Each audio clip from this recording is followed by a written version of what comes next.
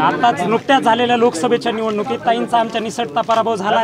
आमचे लोक संवेदनशील आहेत आणि काही समाजकंटक सोशल मीडियाच्या माध्यमात फेसबुक, ट्विटर, व्हॉट्सअपच्या वर जातीवाचक कमेंट करत आहेत ताईविषयी अश्लील भाषेत आणि त्या लोकांमुळे जातीय दंगली घडू शकतात, लोकांना रस्त्यावर येऊ शकतात। त्या सर्वस्वी कायदा जबाबदार आहे।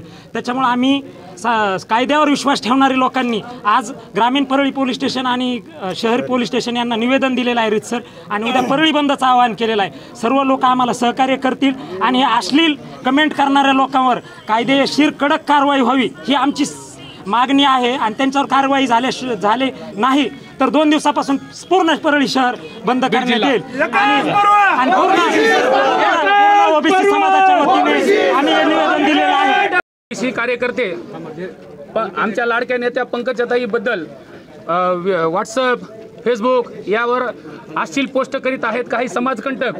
त्यामुळे आम्ही आज परळी शहर व ग्रामीणला एक निवेदन टाईप केलं आहे ओबीसीच्या कार्यकर्त्यांनी सर्वांनी की उद्या परळी बंदची हाक दिली आहे आम्ही। जर तात्काळ 2 दिवसात त्यांच्यावर कारवाई नाही केली तर बीड जिल्हा बेमुदत बंद राहील याची सर्वांनी दक्षता घ्यावी। लोक गुन्हा दाखल करतो, लगेच गुन्हा दाखल करतो आणि आपल्याला पकडायला